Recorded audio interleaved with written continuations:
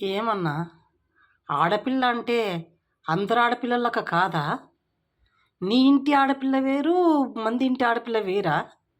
నీ ఇంట్లో నీ బిడ్డ తప్పు చేసింది కాబట్టి బయట ఆ తప్పు తెలిసొస్తుంది. బయటోళ్ళ పిల్ల సొంతం తోడబుట్టిన చెల్లెలు భర్తతో కొట్లాడితే పుట్టింటికొచ్చే హక్కు కోల్పోతుంది అంటివి. ఈనాడు నీ బిడ్డ పెళ్ళై ఇద్దరు పిల్లలు తల్లయి ఇల్లరికంలో ఇంట్లోనే ఉంటూ ఒక్కరోజు కూడా అత్తగారింట్లో సంసారం చేయని ఆడపిల్ల నీ బిడ్డ వేరే వాళ్ళతో లేచిపోతే ఏం పీకుతున్నావన్నా నువ్వు? ఈరోజు కోర్టు చుట్టూ పోలీసులు స్టేషన్ల చుట్టూ తిరుగుతున్నావు. ఇప్పుడు కనపడలే తప్పు? ఏ తప్పు చేయలేని ఆ తోడబుట్టిన చెల్లెలు యువతో చెడ్డగా మాట్లాడిందని కొట్టితే దాన్ని పోయి పోలీస్ స్టేషన్లో కొట్టింటే అది పెద్ద కేసు అంటివి. ఈనాడు నీ బిడ్డ చేసినది పెద్దదా చిన్నదా?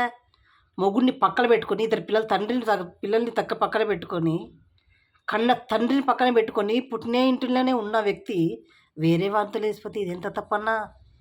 ఇది తప్పే కాదు. ఇది పోలీస్ స్టేషన్కే పోల్చిన కథ కాదు, కోర్టుల చుట్టూ తిరిగే కథనే కాదు. మళ్ళీ అలాంటిది నువ్వు ఎందుకు తిరుగుతున్నావు అన్నా? నువ్వే రైట్ అన్నా, నువ్వే రైటు. ఎందుకంటే నీ పెళ్ళాం 40 సంవత్సరాల కిందట నీ పక్కన పడుకొని ఒక కొడుకుని కని 1 సంవత్సరం లోపలనే వేరే వంత లేచిపోయింది. అది తప్పుగాలే.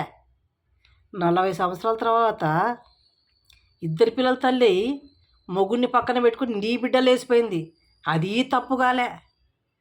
నీ కళ్ళ ముందర ఎంతోమంది లేచిపోయి వస్తుంటే పట్టుకొచ్చి అందరు చేరదీస్తున్నావు.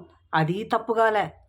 తోడబుట్టిన చెల్లెలు మొగుడితో కొట్లాడితే తప్పైందా అన్నా? ఏమిడితో కొట్టాలన్నా నిన్ను ఒక రక్త సంబంధం అనాలనా? నీలాంటోడు బయట ఉండాలన్నా, రక్త సంబంధానికి దగ్గరగా ఉండకూడదన్నా.